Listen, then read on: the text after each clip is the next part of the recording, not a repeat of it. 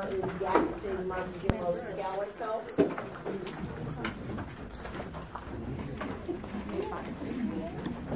Right now, we're just looking at function, structure, all right? We know that bones, joints, connective tissue, articulating surfaces are all that make up our movement and our bones.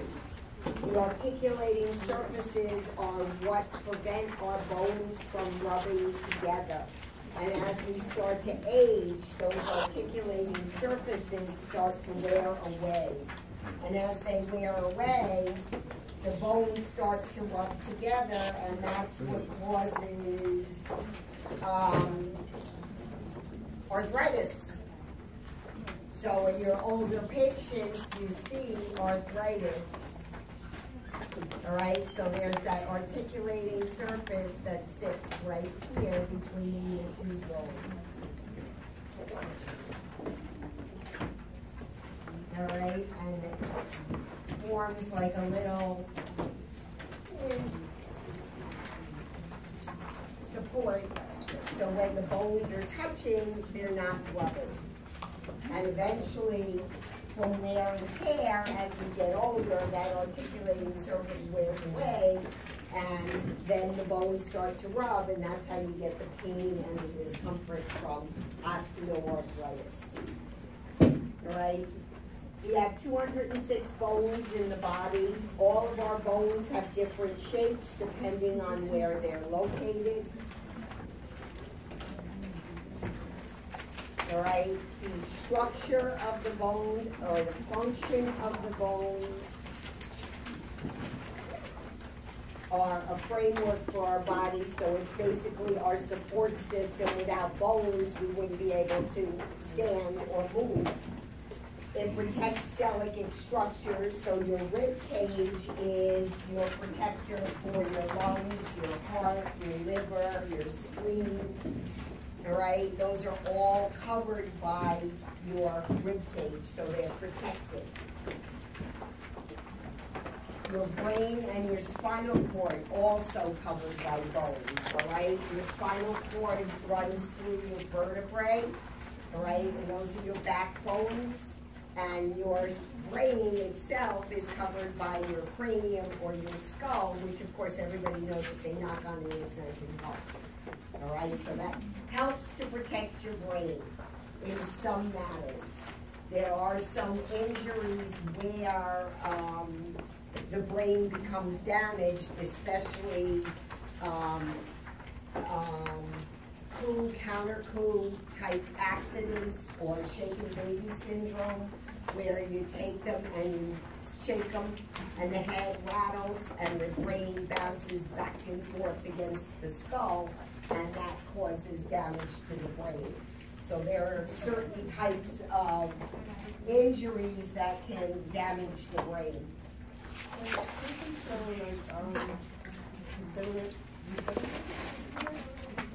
that the spinal cord injury or the cerebral or the cortical posture? Yes. Brain? Brain. Okay. Muscles attached to bones, they act as levers, all right? So your muscles are what help us to move our bones, all right? So we have our muscles that, if we bend or flex, are helping to move those bones.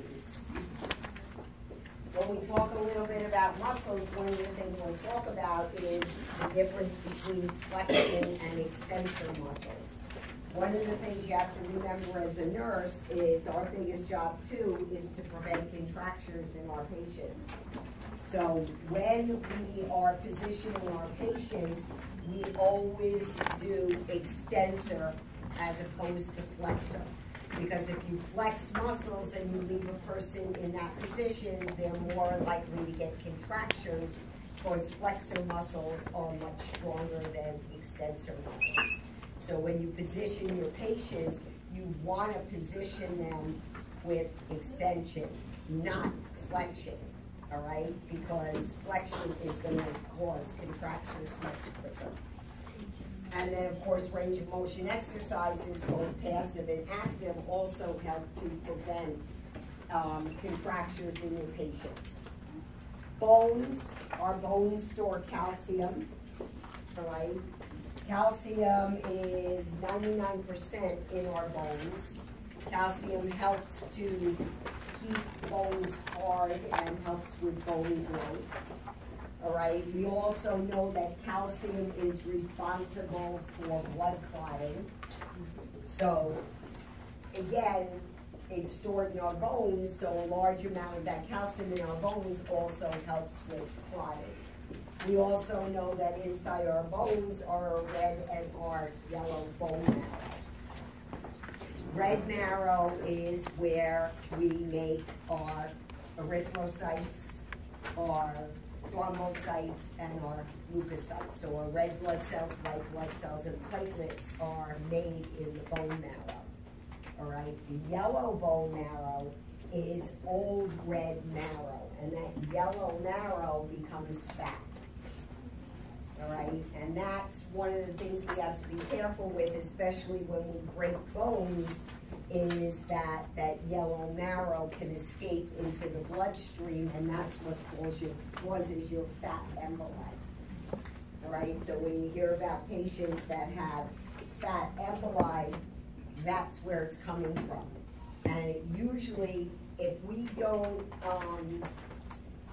stabilize a fracture quickly enough, that's when those fat globules start to get out of the bone and into the bloodstream. Fat. So stabilizing a fracture as quickly as possible after it occurs is going to help to prevent that yellow marrow from escaping and causing fat. That's red marrow. Yellow is just fat. All right, when we look at the bone has different parts to it. All right, the shaft of the bone is the diaphysis, so that is this part of the bone.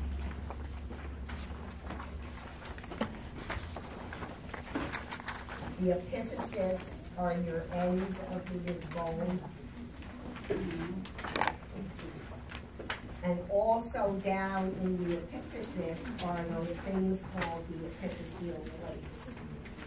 All right, those epiphyseal plates are where or how our bones start to grow. Yeah, 24. Page Some of this 24. stuff might not be in there. That's because I added to it and I had already copied yours. So the epiphyseal plates are considered the plates for growth, and we see those mostly in children up to about age 20. So about age 20 is when our bones stop growing. The outside of the bone is got a nice covering on it, a nice thick sheath, which is called the periosteum. All right, and the endosteum is what lines your bone marrow cavities. Now, bones are highly vascular, right? They have a very good blood supply. So when you fracture a bone, your bones will bleed. Okay, it's not the skin that's bleeding, it's the actual bone, because we do have a very highly vascular system in our bones. Somebody who has a compound fracture where the bone is coming through the skin, you're going to see a lot of bleeding from a patient like that. Different types of tissue is what makes up the bone. There's compact and then there's spongy. Compact tissue is that hard, dense bone. And then spongy is more of a meshy type network of bones that are filled with the red marrow. All right, those are basically found in the epiphysis, or which the ends of your long bones. All right, your long bones are your femur, your humerus, your tibia, your fibula, your ulna, and your radius.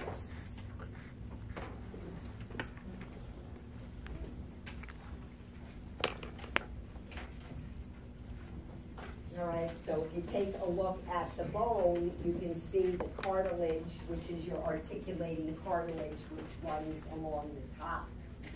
This is what spongy bone looks like. And then compact bone is really hard, so you don't really see anything through it. Spongy bone looks like a sponge. You ever look at a sponge and it has all those little holy things in it when you eat sponge, right? That's pretty much what spongy bone looks like. All right? Again, you have a large network of vessels running through the bones, so again, they are highly vascular and easy to bleed. This is the periosteum, which is the cover around the bone, all right? It protects the bone. This is your yellow marrow, all right? And these are the epiphyses, or the ends of the bone.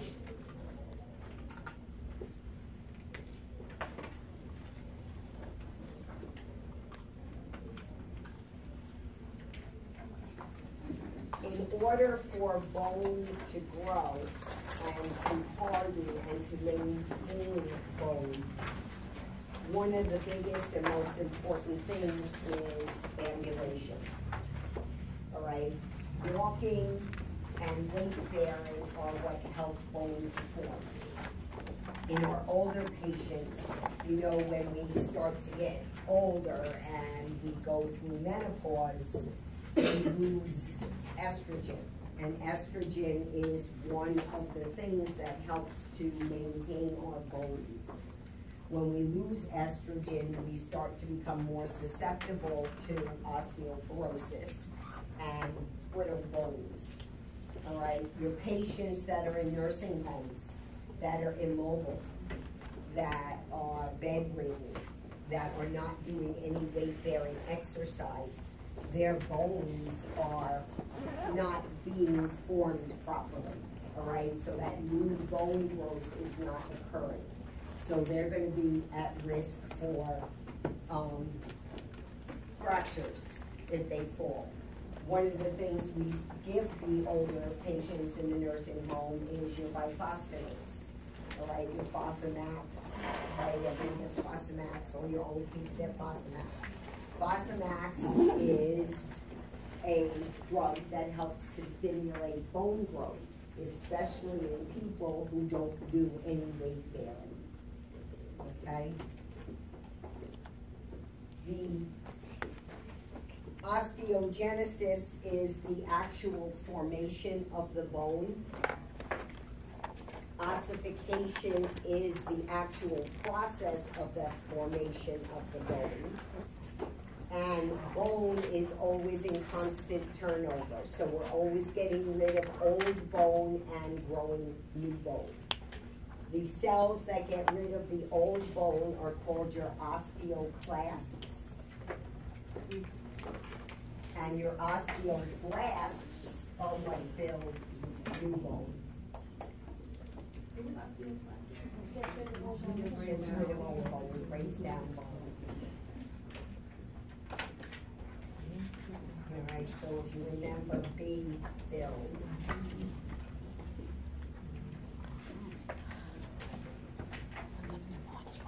All right, and osteoclast is responsible for breaking down or getting rid of bone. Important in bone formation is not just weight bearing, but also calcium, vitamin D, your parathyroid hormone, and your calcitonin, and of course a good blood supply or an adequate blood supply. When we talk about parathyroid and calcitonin, they are responsible for moving calcium in and out of the blood and the bone. The parathyroid hormone, which lives in the parathyroids, all right, parathyroids are these four little glands that live inside the thyroid. All right, the parathyroid hormone pulls calcium out of the bone into the blood. So if my calcium level in my blood is low, my parathyroid hormone is going to start to pull calcium out of that bone to increase my calcium levels in my blood. If I have high calcium levels in my blood, then calcitonin kicks in. And calcitonin is from the thyroid. And calcitonin pulls the calcium back into the bone.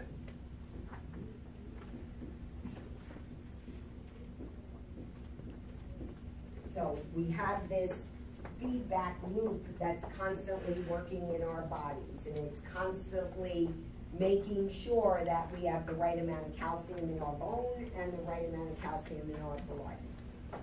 All right, so calcium level in the blood is about 8 to 10.2.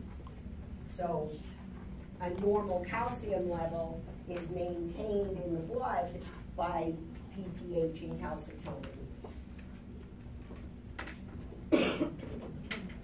All right, so parathyroid hormone pulls from the bone, calcitonin brings the calcium back into the bone. All right, they're both hormones, PTH secreted by your parathyroids, and calcitonin is secreted by your thyroid.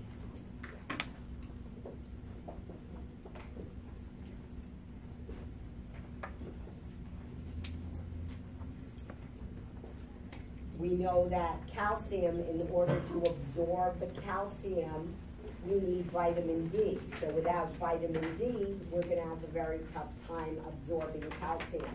So it's important to look at calcium levels in our patients. As we get older, we should be taking calcium supplements. All right, we should be increasing calcium intake, especially eating foods that are like your orange juice now that's calcium fortified, and your cereals are calcium fortified, all right? And also your vitamin D level needs to be within normal limits in order to absorb that calcium. Okay, so vitamin D and calcium levels become very important as we get older.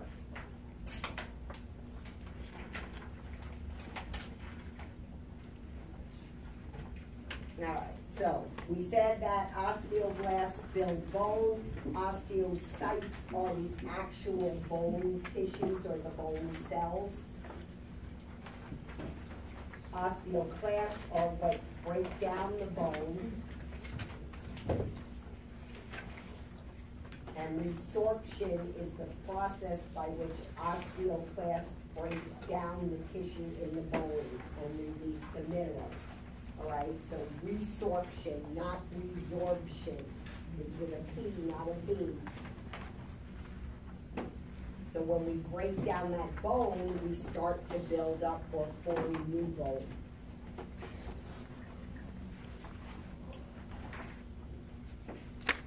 And we talked a little bit about osteoporosis as we start to age.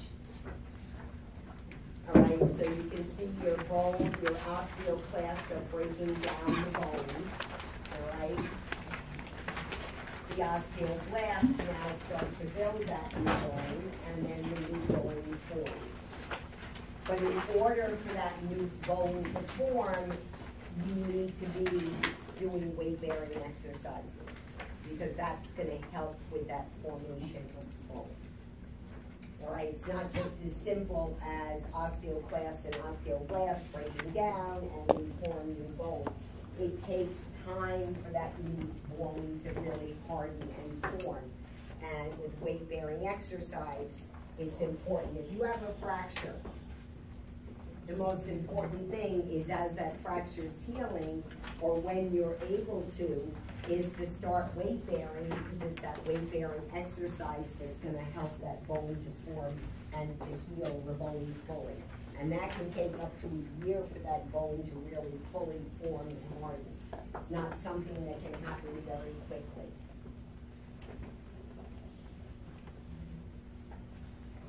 All right, so pretty much goes a little bit by bone growth again, your long bone formation. The cartilage is what turns into bone. the epiphyseal plates are what develop across the epiphysis, which are your growth plates. All right, and those growth plates are what lengthen those bones. So when you're little, your femur is about that big, right? And as you get older, that femur has to get bigger and bigger and bigger. And it's those epiphyseal plates that allow the bone to grow.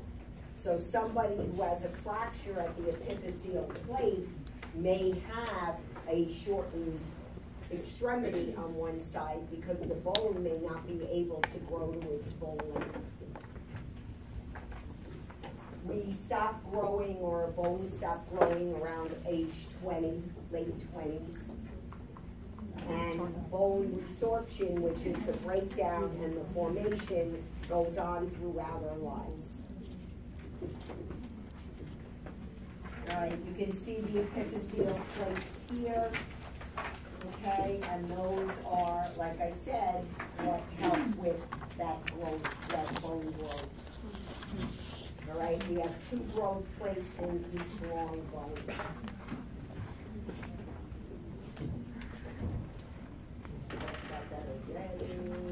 All right, this is your feedback loop with your calcitonin and your PTH. All right, so it pretty much shows you if your calcium rises in the blood, the calcitonin is going to help pull it out, and vice versa. Okay?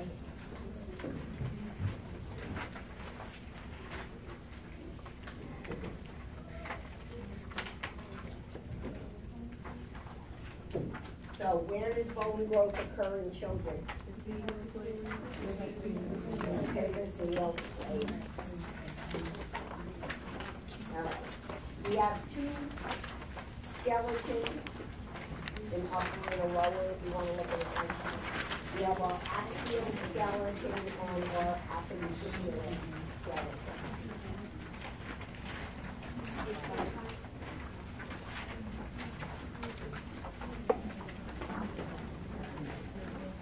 Our axial skeleton is the top part of our body. So we're really looking at our facial bones, our vertebrae, our trunk, and our skull. All right?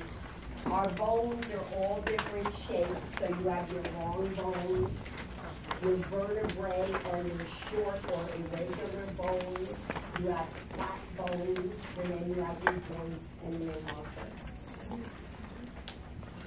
So, flat bone is your sternum, all right?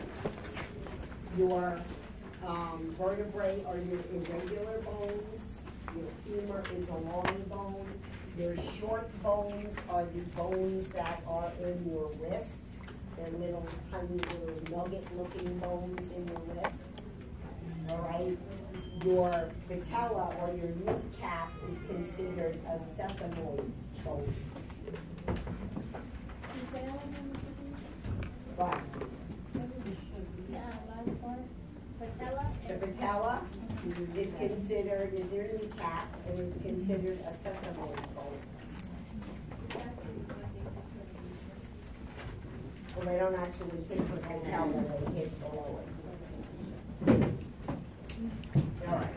So your axial skeleton is made up of 8 bones of the trunk and the head, and the appendicular is 126 bones of the skeleton of the appendicular.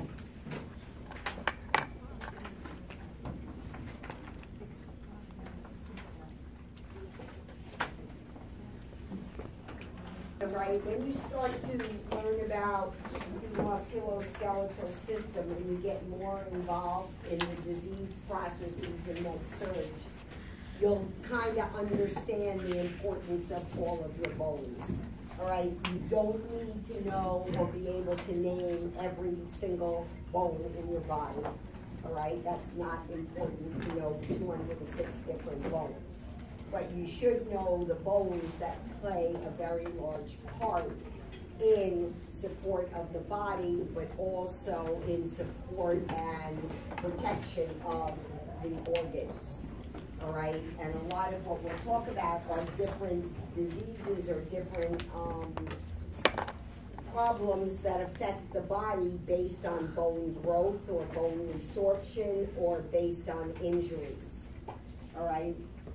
When we talk about the axial skeleton, again, we're looking at the bones of the upper body. All right? So you're looking at your skull, right? Your skull or your cranium has 8 cranial bones. You have 14 facial bones. The important ones that we'll talk about, or that you should be aware of when you're looking, let me see if I have a face. All right, when you're looking at the face and the skull of the person are the bones that make up the skull. All right, so you have your frontal bone, you have your temporals, you have your parietals, and you have your occipital. All right, those are important. Each one of those areas has a different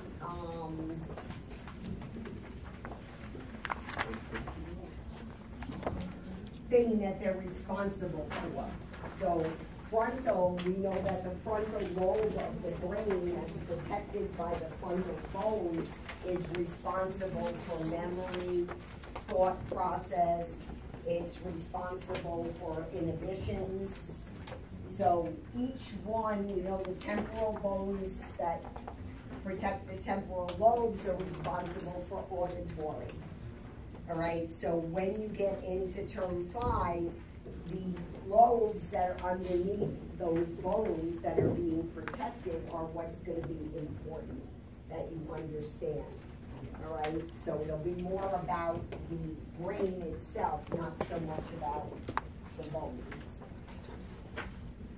In the front or in the face, you have your bones that make up your sinuses, your ethmoid bone. All right, that's important because of breathing.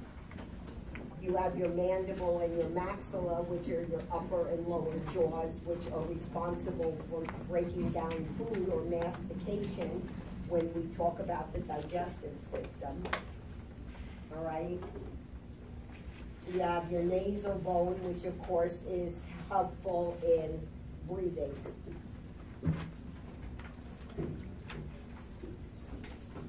Between the bones of the skull are sutures, and those sutures are considered flat, immovable joints. All right, so they don't move. Sutures don't move, okay? And they're between what? They're between each portion of the brain, so it's separating your parietal, your frontal, your temporal, and your occipital.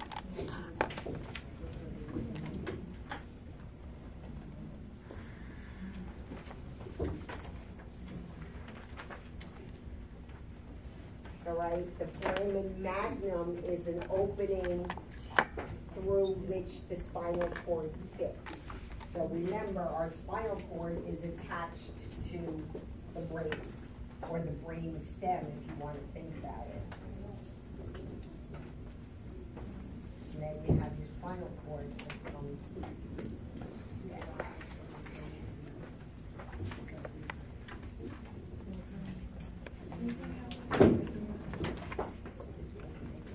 Yeah, so it's like where the base of the skull and where your spinal cord or your brain stem attaches. Yeah, that's right. All right. The foramen also allows for vessels, your blood vessels and your nerves to pass through. All right. So pretty much we talked about frontal, parietal, occipital. All right. Occipital is primarily vision. Temporal, like I said, is primarily auditory. Parietal is taste, touch, temperature, and movement. And then the frontal is basically your cognitive, your inhibitions, and your control of voluntary movement.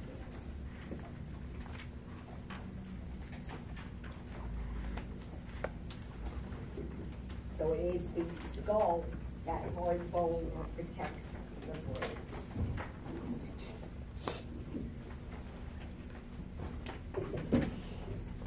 All right, this is your brain. It's nice and colorful, isn't it? And your brain stem. All right, your brain stem is responsible for breathing, heart rate, blood pressure. If we damage the brain stem, we die.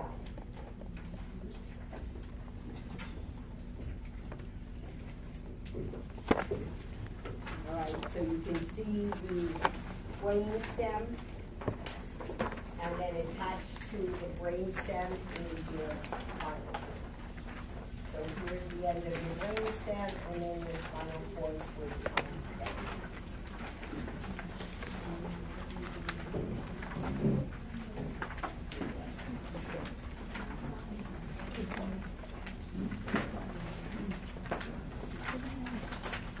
Through each of those vertebrae, each one has a hole in the middle, and the spine runs directly through those vertebrae. The spine, or the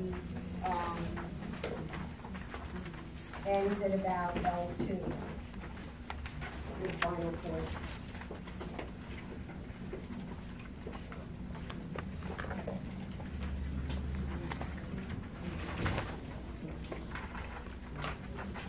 So the part of the spinal cord that's really important, or the brain stem, is your medulla oblongata.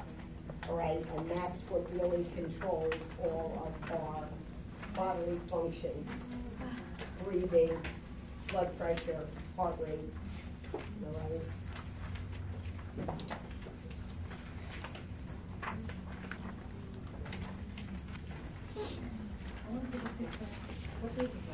Take a picture. This picture? Yeah. You don't have that.